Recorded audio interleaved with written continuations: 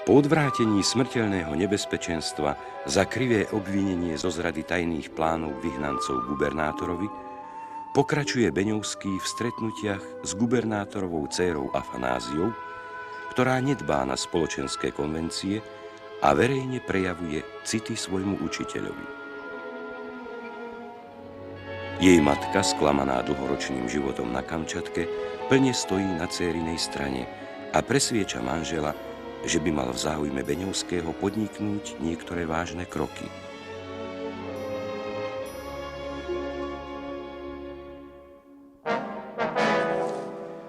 Popri priazni v gubernátorovom dome získal si Móric v Bolšorecku aj neprajníkov, najmä medzi kupcami, ktorých ponížil porážkami v šachovej hre.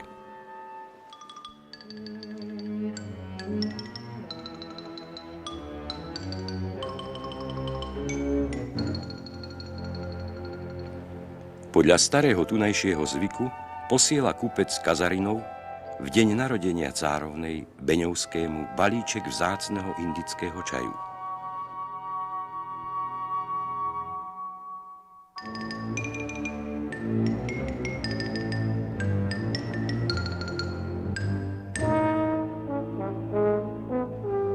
Vďaka Móricovej rozmarnej chúťke pripraviť nápoj na anglický spôsob s mliekom, vyhnanci zavčasu odhalia, že do čaju bol primiešaný jed.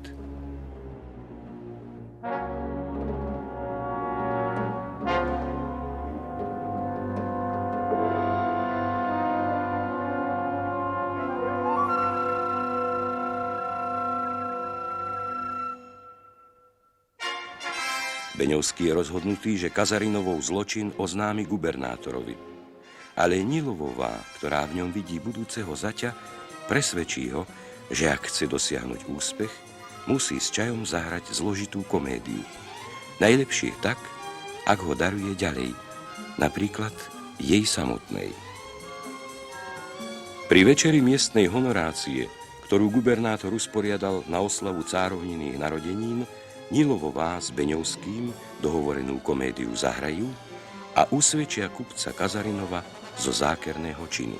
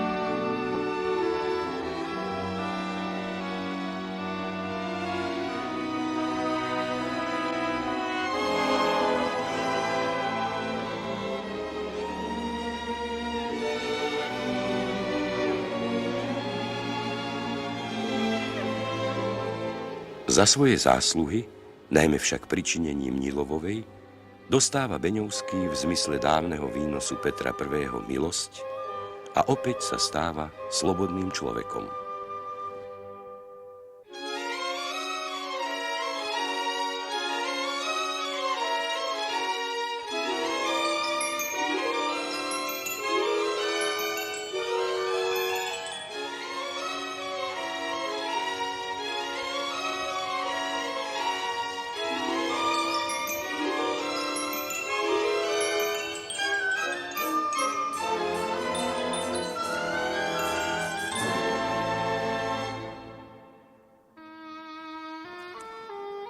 Vývoj udalostí však vôbec nie je pochutí Tomášovi Omachelovi, ktorý obviňuje Mórica, že nehrá čestnú hru.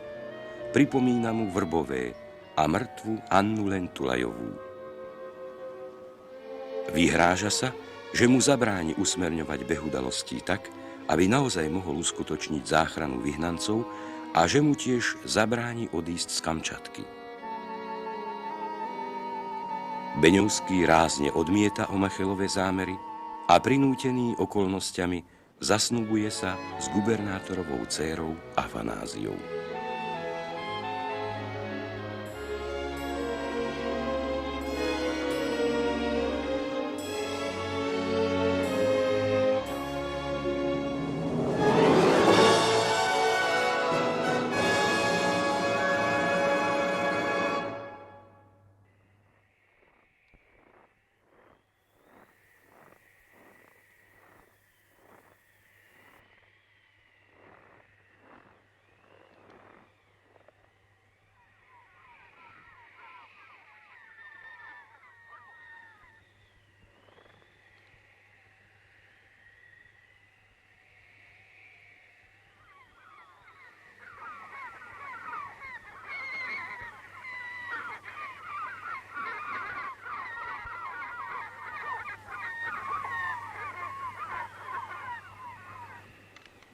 Ešte niekoľko dní a vietor úplne vyčistí zátoku.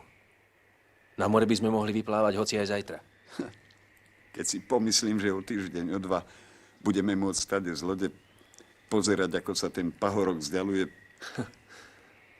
nemôžem tomu uveriť. Inak ten tvoj plán s tou osadou na lopatke je výborný. Sadil som všetko na jednu kartu a musím s ňou vyhrať. Nápad je naozaj reálny. Raz kto si založí osadu na lopatke. Pán gubernátor, tu je lopatka a tu je Bolšoreck. Vzdialenosť je približne 200 morských míľ. Krajina je zaujímavá tým, že má veľa prameňov a gejzírov. A jej podnebie je na rozdiel od nášho veľmi priaznivé. Zmienuje sa o ňom aj Bering vo svojej knihe. Áno, i ja trochu poznám ten kraj, asi pred 3 rokmi som tade chodil.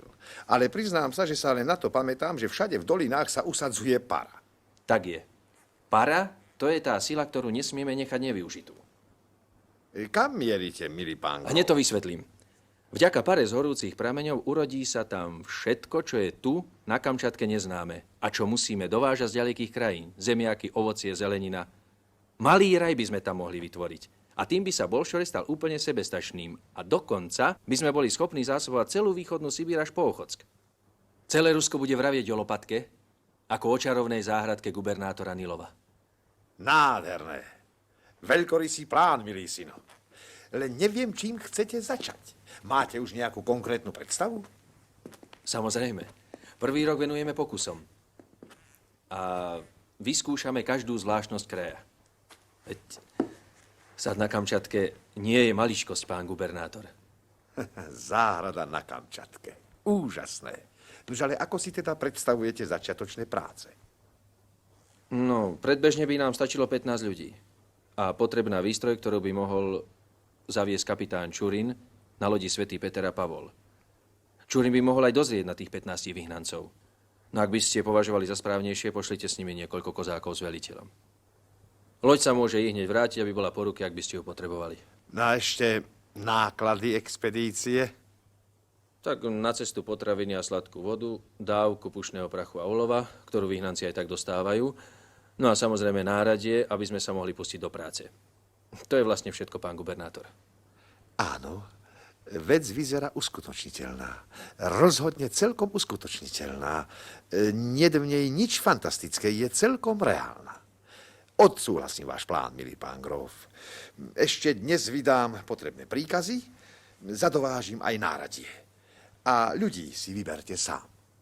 Kozákov nebude treba, úplne vám dôverujem. Jednak ako novému, slobodnému občanovi Ruska, jednak ako svojmu budúcemu zaťovi. No, ak by ste predsa len potrebovali nejaký formálny dozor, tak na kapitána Čurina sa môžete spoľahnúť. Ďakujem, pán gubernátor. No, ak sa toto dozvedia v Petrohrade... Tak vás vymenujú za hlavného gubernátora. No, áno, pravda, že aj to sa môže stať. Ale Afanázia sa nebude veľmi tešiť vášmu odchodu. Na to ste nemysleli? Myslel. A mám v pláne, ak samozrejme Afanázia a vy s tým budete súhlasiť, vrátiť sa o mesiac, usporiadať svadbu a potom by sme si mohli na lopatke vystavať dom, kde by sme prežili prvé mesiace manželstva. Viete, Piotr Jakimovič, mladomanželia sú naozaj šťastní len vtedy, ak ich obklopuje čo najmenej ľudí. Nuž, keď už nemôžete odísť na svadobnú cestu do Talianska, musí postačiť aj lopatka. Ešte pred chvíľočkou, keď sme hovorili o tom vymenovaní, prišlo mi na čo by ste na to povedali, syna, keby som vás ja vymenoval na lopatke za správcu. Je to pre mňa veľká podsta, Piotr Jakimovič. Ale vymenovanie nie je potrebné.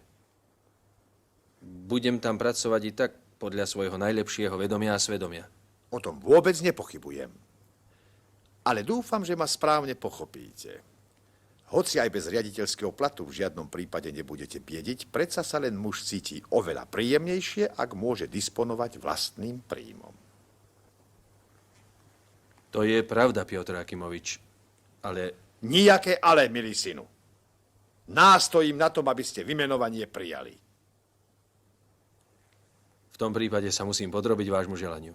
Tým viac musíte súhlasiť, že sa teraz natrafila mimoriadne šťastná situácia, ktorú by bolo škoda nevyužiť. Vymenovanie v prvom rade závisí odo mňa, ale musia ho schváliť aj v Petrohrade. Teraz však môžeme celú vec vybaviť za týždeň. Ako? Včera večer prišiel z Ochotska kuriér a priniesol správu, že najneskôr do 10 dní navštíví náš Volčoreck štátny tajomník z Petrohradu. Z Petrohradu? Áno. Nie je na škodu, ak aj tamojší páni majú občas nejakú povinnosť. A viete, Piotr Jakimovič, kto príde na inšpekciu? Pravdaže, môj starý priateľ, spolu sme vojenčili. Grof Čičerin. Poznáte ho? Nie, čo by. Odkiaľ by som ho vlastne poznal? Teraz už uznávam, že moje vymenovanie má určitý reálny podklad. Pán gubernátor, prosím vás, aby sme už zajtra mohli začať nakladať na loď. Na jednej strane to bude veľmi veľká práca.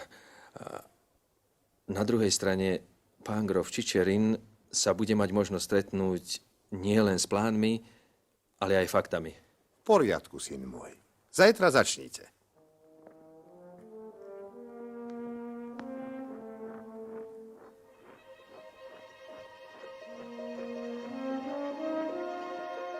Od gubernátora? Gubernátorovi? Áno, Vybral si zlý čas. ten najlepší. Poď ma. Služku navleč iba na môj krk. Ostatných uchráň.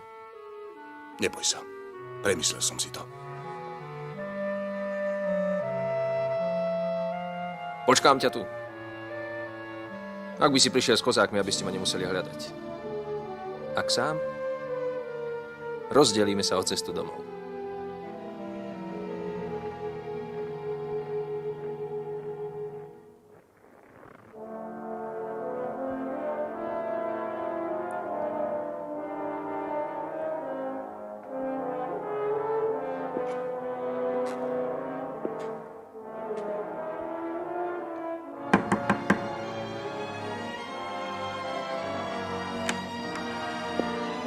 Čo si želáte? Chcem hovoriť s pánom gubernátorom. Koho mám ohlásiť a v akej veci? Vyhnanca Tomáša Jurjeviča vo veci sťažnosti. Mohol by si vedieť, báťuška, že vyhnanci majú prijímacie hodiny iba v piatok.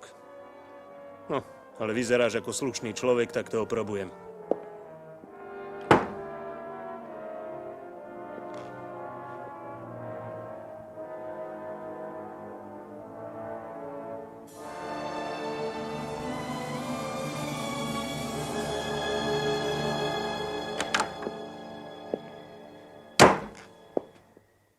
Pán gubernátor, ti odkazujú, bohužiaľ nemôžu ťa prijať, lebo obedujú, vieme. S ponosami majú vyhnanci počkať na príchod nášho vysoko postaveného hostia, ktorý čoskoro príde. Na grofa Čičerina. Potom sa môžete vyponosovať.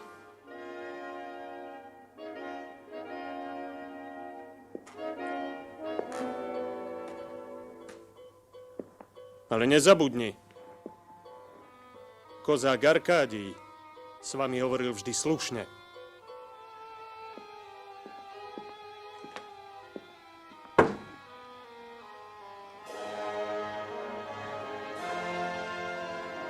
Sám?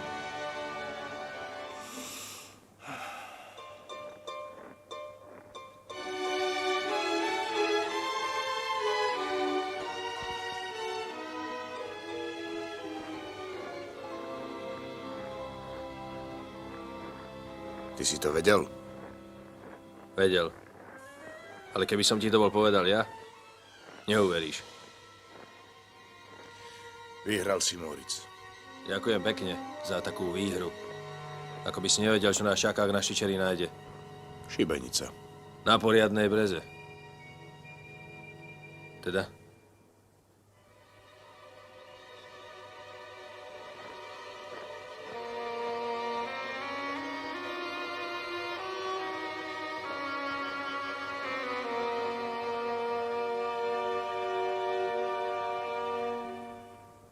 Treba odplávať skôr, než príde grof Čičerin. Máme 3-4 dní, to nie je veľa. Musíme sa pustiť do práce ešte dnes v noci. Pán kapitán, koľko záchranných člnov má loď? 4, pán grof. Prosím vás, pošlite ich okolo polnoci na breh. Treba dopraviť na loď ženy a deti. Stepanov, tvojou úlohou bude udržiavať medzi nimi poriadok a najmä ticho. Môžeš sa na mňa spoľahnúť, báťuška.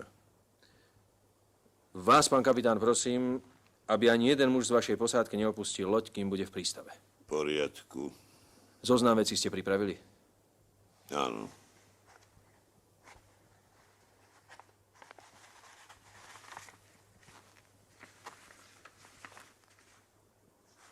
Možno sa mi nepodarí všetko zadovážiť, ale o pitnú vodu, mäso a ryby sa postarám. Zajtra to začneme nakladať. Ešte niečo. Doteraz sme boli vyhnanci. Od zajtra sme slobodní, ale vojaci. Už nebudem vašim vedúcim, ale veliteľom. Budem vyžadovať bezpodmienečnú poslušnosť. Len tak sa odtiaľto dostaneme.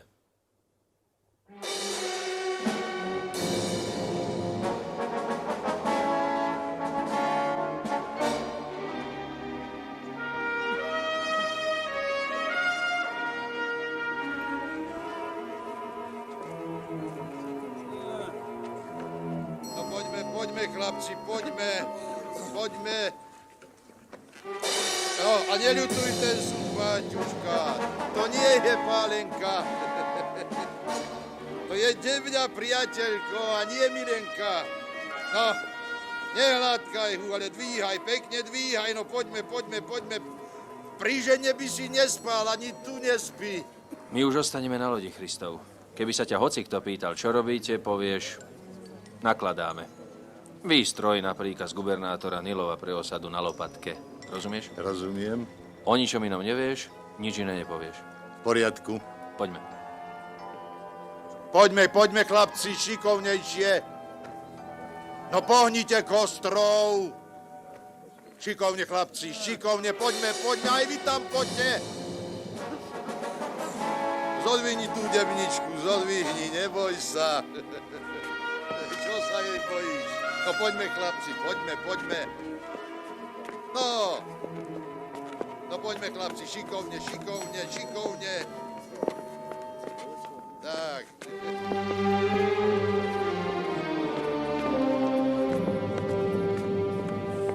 Vaši ľudia sú leniví ako vši, pán kapitán. Sú už veľmi ústatí, pane. Čo je ešte na brehu, pán kapitán? Zo pár sudov pitnej vody.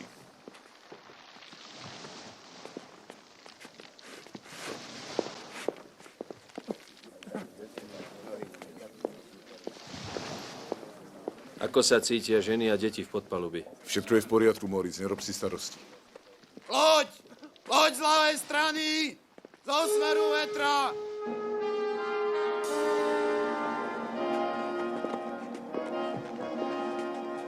Zmeškali sme, Moritz. To je Čičerin.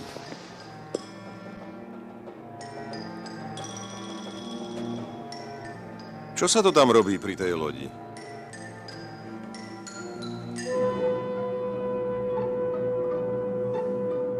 Nakladajú, vaša milosť.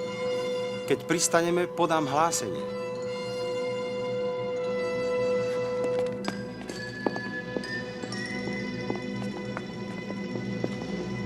Dielmajstri okamžite k delám a delá do palebného postavenia. Na čo je to potrebné, pán Grof? To je moja vec, pán kapitán. Ak si to nutnosť vyžiada, začnete ostreľovať loď. Nemôžete povedať, pán Grof, že sa nedržím našej dohody, ale strieľať na to loď nebudem. Nemám čas škriepiť sa, Čurin. Urobíte, o čo žiadam. Nie! Ste mojím zajacom, Čurin.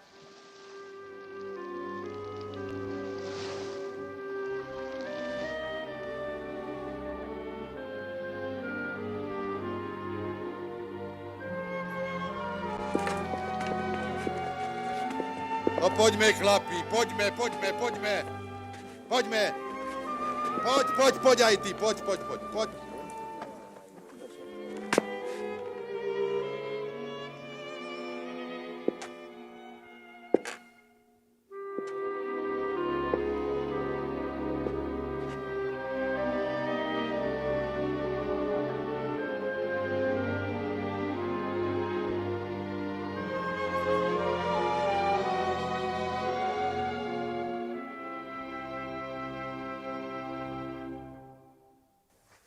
Takže osada na Lopatke je aj skvelým obchodným podujatím, vaša milosť. Smiem naliať ešte čaj, vaša milosť? Áno, prosím si. Nastenka?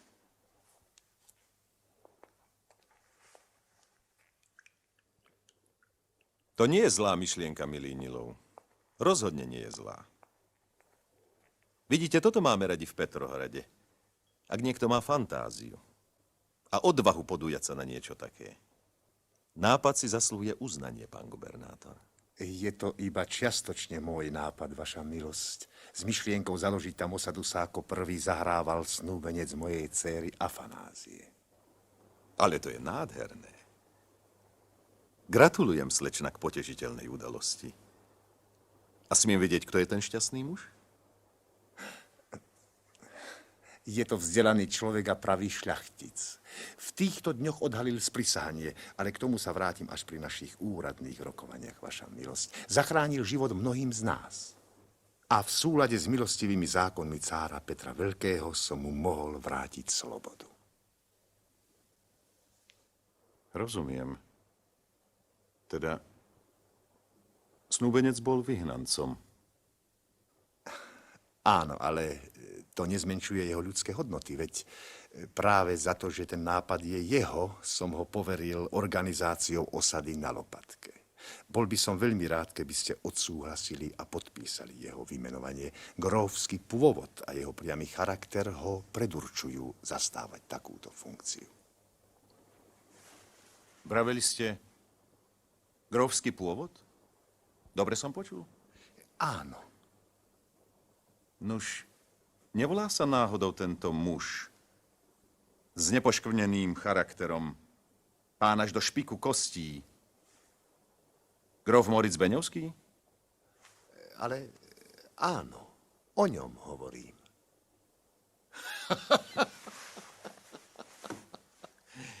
Fantastické. Fantastické, čo sa ten človek opovažuje. Mohli by ste mi prosím podať vysvetlenie, vaša milosť? Pravdaže. Vysvetlenie. Dostane sa vám ho. Do konca života si ho zapamätáte.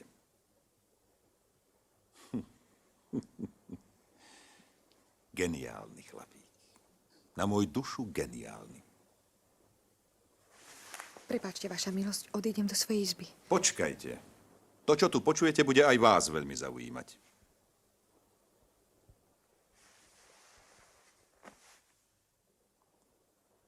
No skrátka, gróf Moritz Beňovský, ktorého ste poctili svojou dôverou a ktorému ste vy, slečna, ponúkli svoju ruku, je veľmi nebezpečný medzinárodný dobrodruh. Raz som ho dal v Petrohrade skoro obesiť. Váš Beňovský sa vo svojej vlasti zamiešal do nezákonného boja a dostal sa do nemilosti u cisárovnej Márie Terézie. Potom sa postavil na stranu poľských rebelov. Pri Krakove bojoval proti plukom generála Apraxina. Ináč tam sa dostal aj do zajatia. Áno, to som ja vedel, vaša milosť, ale myslel som, že... Nech ste to akokoľvek mysleli, milí Nilov. Zle ste mysleli. Pravda, tušil som, že Beňovský svoju účasť na poľskom povstaní a to, že ho zajali, pred vami nezatajil. Ak ho poslali do vyhnanstva, musel niečo urobiť. Áno. Ale to vám určite zabudol povedať, že potom, čo ho deportovali do Kazane, zúčastnil sa na tamošom sprisahaní. To sme síce odhalili, ale Beňovskému sa podarilo utiecť. Dolapil som ho až v Petrohrade. Ja som to bol, kto ho poslal sem na Kamčatku aj s jeho kumpánmi. Dúfal som, že niekoľko tisíc kilometrov, ktoré ho delia od vlasti, ho privedú na lepšie myšlienky a upokoja ho.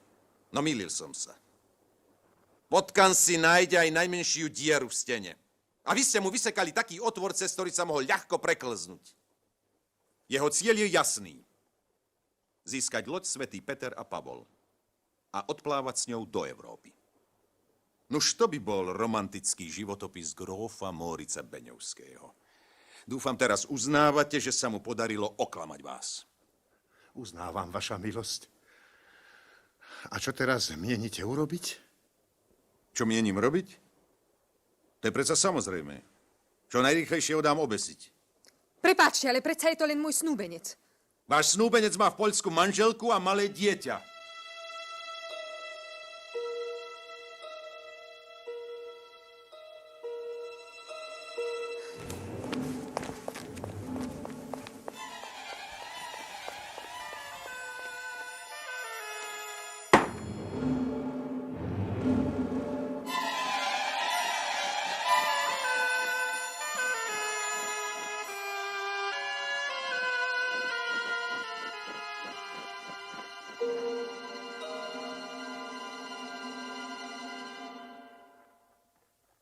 Tak, poštové vrece sa stratilo.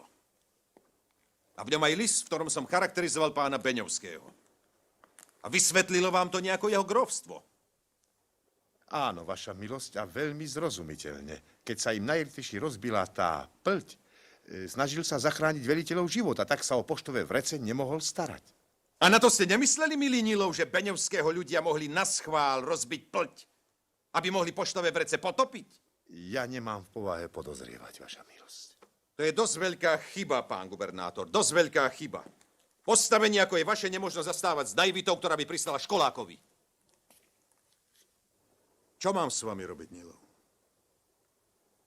V hlásení, ktoré budem musieť podať ministrovi, budem sa snažiť celú vec dať do takého svetla, že ste sa stali obeťou vlastnej dobromyselnosti. Postačí to však iba na to, aby ste sa vyhli trestnému stíhaniu. No neverím, že by ste si potom to udržali gubernátorskú stolicu. A ja si to myslím, vaša milosť. Nuž, ukončíme rýchlo túto nešťastnú záležitosť. Dajme sa do práce. Prosím vás, nechajte sem priviesť toho človeka aj s jeho kumpánmi. Bohužiaľ, vaša milosť, to nemôžem. Nemôžete to urobiť? Ako to, že nemôžete? Nemôžem, vaša milosť. Beňovský a jeho ľudia sa zdržujú na palube lode Svätý Peter a Pavol. Čože? Vy ste opustili na loď? Áno, lebo osada na lopatke... V poriadku! Ak ho sem nemôžete priviesť, tak loď potopíme. Dať ju potopiť? Loď jej veličenstva? To nie je možné, vaša milosť. O tom, čo je možné, rozhodnem ja, pán Nilov.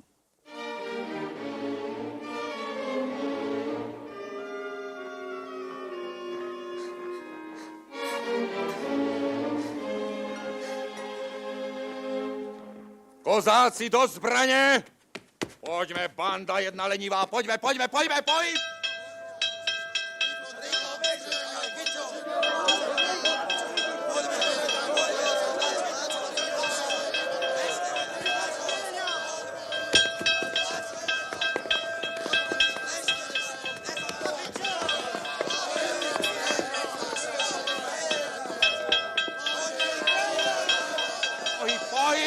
Do zbrane!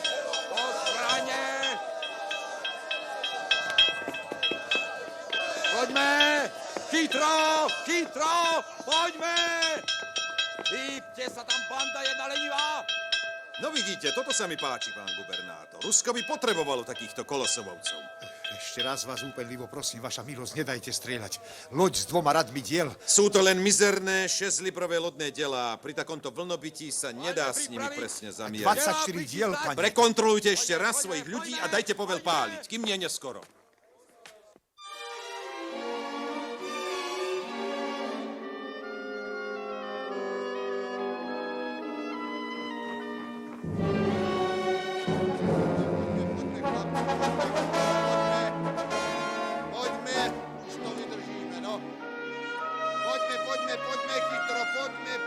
chlapci. No. Chytro, chlapci, poďme, všetko berte.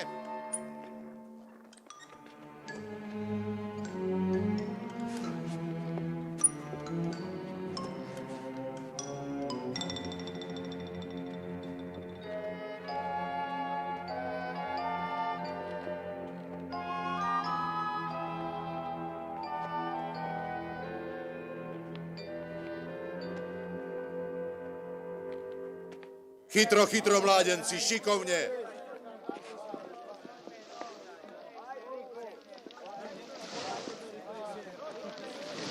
Ako vyzeráme, Omachel? Trpezlivosť, Moritz. Všetko má svoj čas. Čas, len to, keby som už viacej nepočul.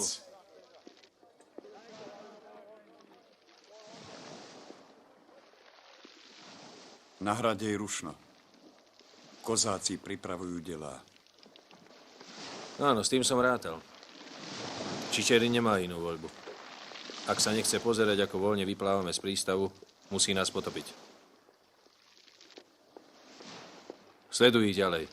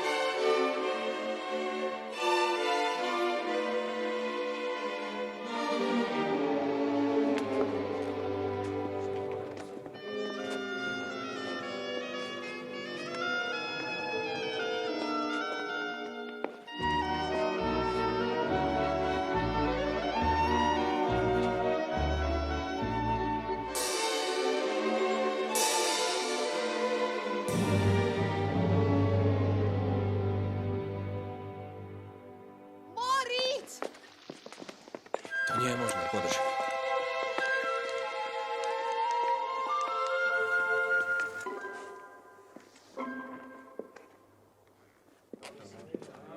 Dajte povel páliť.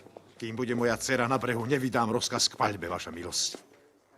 Za to vás dám zavrieť, Nilov. Len ráčte. Môžete ma zavrieť, môžete ma obesiť, ale ešte ja som tu gubernátorom. Za toto mi zaplatíte.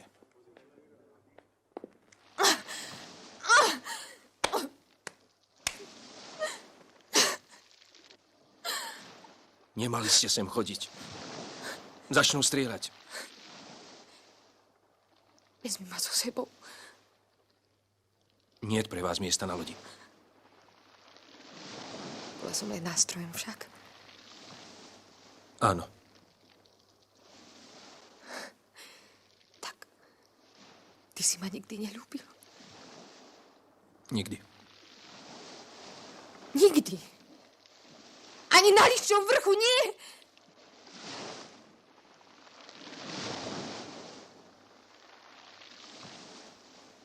Ani tam. Klameš. Klameš, klameš, klameš. To je lož. To je lož, aspoň to mi ostalo.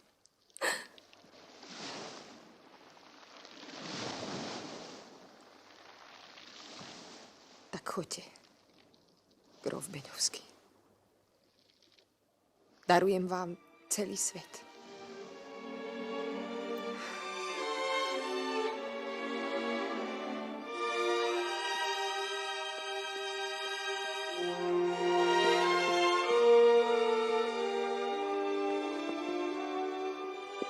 Prosím, teraz môžeme strieľať. Začneme paľbu. Kolosov, paľ! Paľ!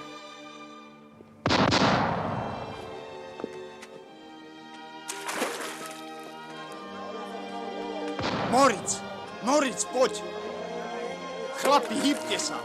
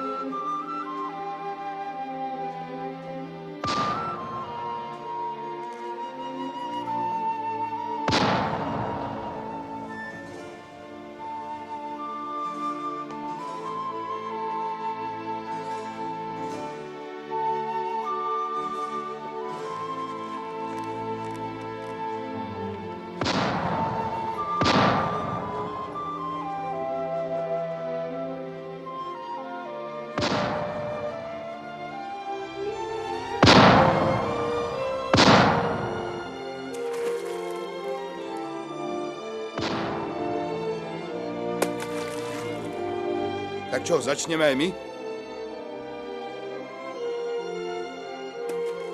Moritz Samuelovič! Moritz Samuelovič!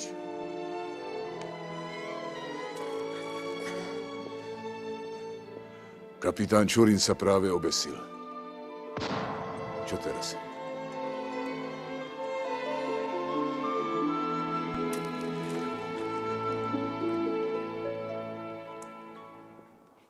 Ak sa dostaneme na šíre more, pochováme ho so všetkou úctou.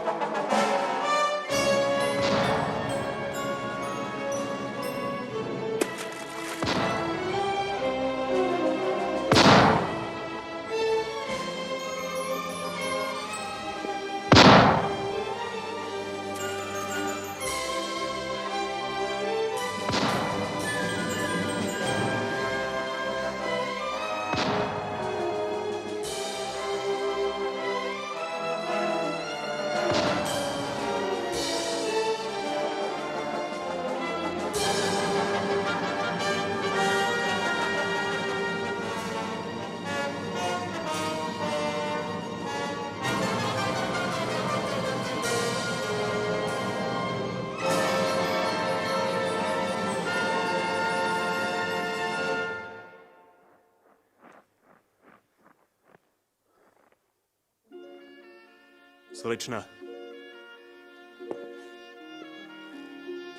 mali by sme už ísť.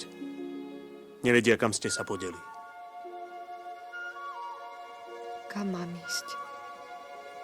Myslím, domov.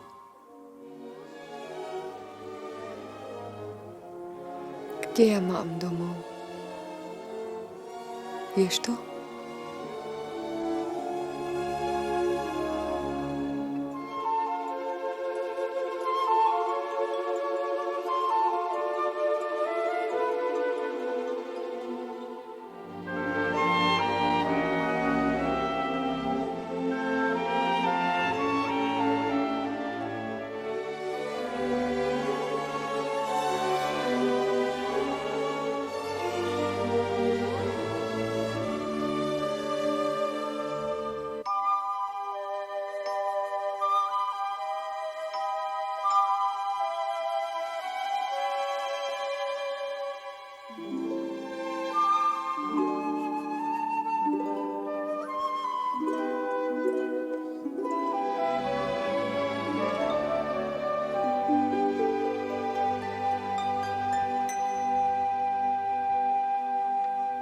Ako pokračujete s tým prekliatým článkom, Muratot? Sadzači kvôli vám stoja. Môžu nás predbehnúť.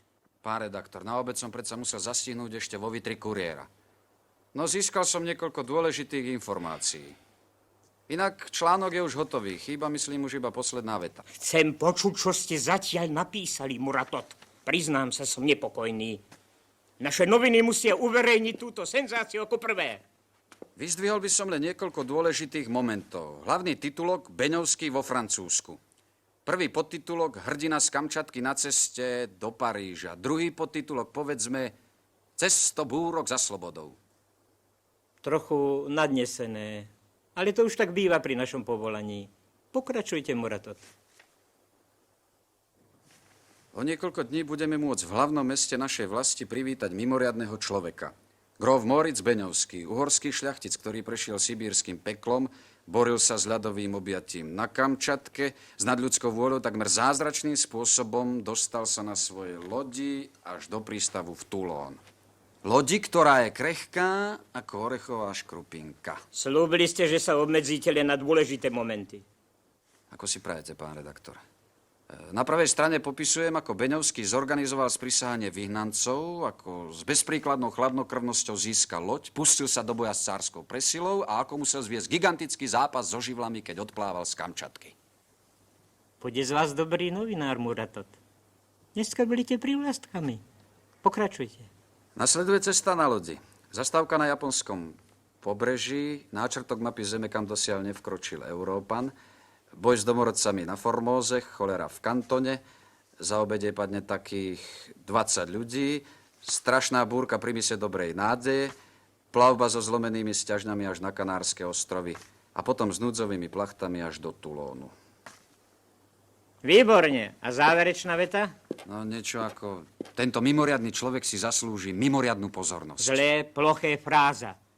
Pravda ide mimoriadneho človeka, ale dobrý článok treba zakončiť s otázkou. Nech si čitateľ dáme hlavu odpoveďou. Viete niečo lepšie, pán redaktor? Ako by som nevedel. Napríklad, Magellan objavil pol sveta pre Portugalsko. Objaví aj Beňovský niečo pre Francúzsko? Zvláštna senzácia! Kupujte gazet! Beňovský je vo Francúzsku! Beňovský je vo Francúzsku! Cestobúrok na slobode! Cestobúrok na slobode! Tu je gazet! Najnovšie správy o ceste Beňovského! Kupujte gazet!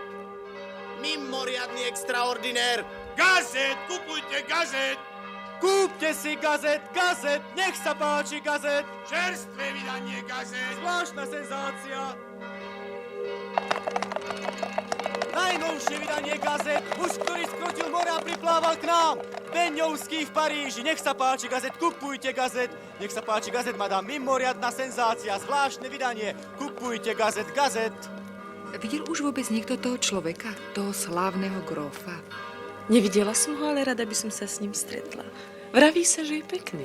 Prijali by ste ho medzi 4 očami. Prečo nie? Kupujte gazet, nech sa Prečo páči. nie? Podrobnosti o krvavej dráme na Kamčatke. Beňovský v Paríži, nech sa páči gazet. Beňovský v Paríži, nech sa páči, ďakujem pekne. Rytier Omachel rozpráva o tragédii, nech sa páči.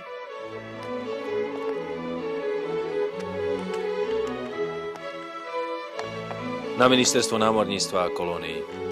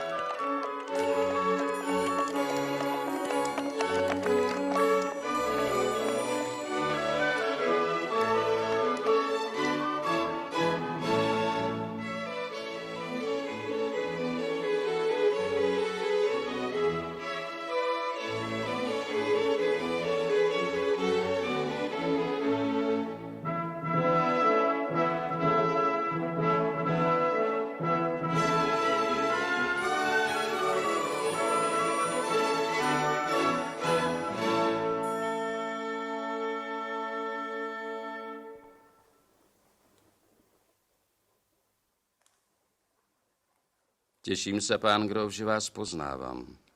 Je pre mňa cťou, pán minister, že ste ma ráčili prijať. Chýr vás už predbehol, určite ste, pán Grof, čítali noviny, prosím. Ďakujem, áno. Čítal som noviny, vaša excelencia. Nevykonal som nejaké hrdinstvo. Iba som chcel byť slobodným a vrátiť sa domov, to je všetko. Vaša skromnosť je skutočne obdivuhodná. Vraveli ste mi o domove a o slobode. Dúfam, že u nás nájdete oboje. Bolo by pre mňa cťou, keby taký veľký štát bol ochotný prijať ma za svojho syna. Ale musím sa priznať, po dlhom odlúčení je mojou jedinou túžbou prekonať všetky prekážky, ktoré mi stoja v ceste, aby som opäť uzrel svoju rodnú zem a svoju rodinu. Preto pobyt vo Francúzsku považujem za dočasný, excelencia. Podľa mojich informácií jeho veličenstvo by uvítalo, keby ste mu ponúkli svoje služby. Ale keď to neurobíte, aj tak budete milým hosťom Francúzska. Spomínali ste isté prekážky. Rád budem sprostredkovateľom pri ich odstránení. Budem vám vďačný, pán minister. Pravdepodobne poznáte príčiny, ktoré mi momentálne bránia cestovať do Uhorska. Áno.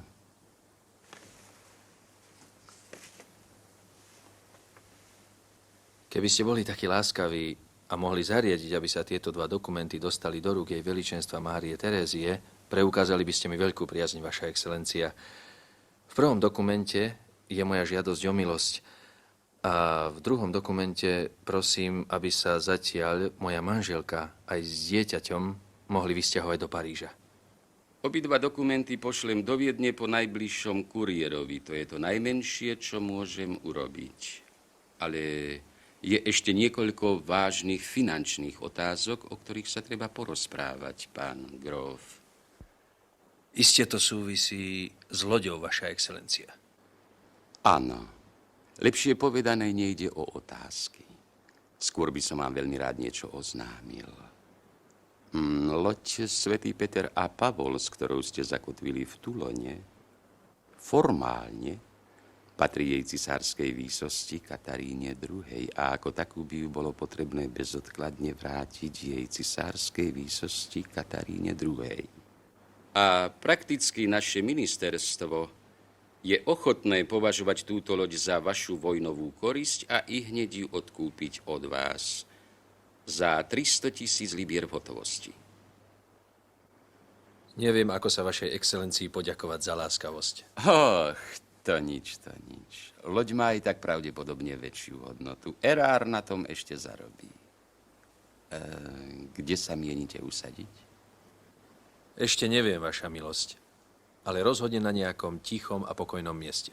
Potom vám odporúčam Montreux, pokojné miestečko nedaleko Paríža. Ďakujem za radu, pán minister. Veľa šťastia. Dúfam, že sa ešte stretneme. Aj ja dúfam.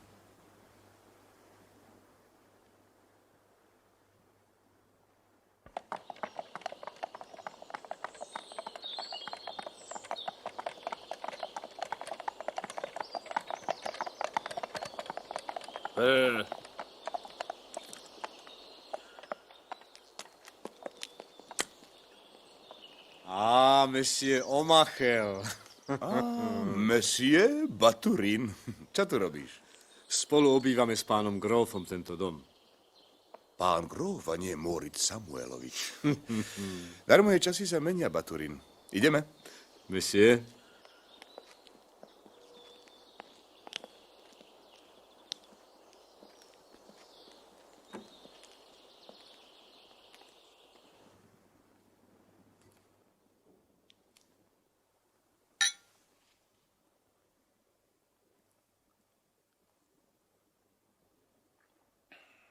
Materiálne starosti samozrejme nemám. Neminul som peniaze na prostitútky a piatiku ako Stepanov, neotvoril som si ruskú reštauráciu ako Christov a nekúpil som ani rozľahlý statok ako Winblatt. Nie, Moritz, ja chcem vidieť ďalej ako za plot statku. Ďalej pozerať sa dá, ale ďalej vidieť, na to treba dobré oči. Mám ich, neboj sa. Naučili sa vidieť až za horizont. A smrteľný nepriateľ sa tam zmenil na Fatamorgánu? Aj tak sa to dá povedať. Čo bolo, dávno bolo. A náš súboj? Ešte ho vybojujeme. Ach Bože. Aký malý odtiaľto ten rov vo Vrbovom. Netreba našej mŕtvoly na jeho zakrytie. Keby sme zabudli na Annu, mohli by sme byť znovu priateľmi? Pravda, že? Ak sa naše cesty nerozídu. Ale cisárovna bude iste v milostivej nálade. Pošle ti onedlho milosť. Ak sa budeš usilovať, možno sa raz staneš aj generálom. A čím sa staneš ty? Ešte neviem. Hoci čím. Som slobodný človek, môžem si vybrať. Budem tým, čo zo seba vykrešem. Tak do toho. Dúfam, že sa ti nepošmykne dláto. Dúfam.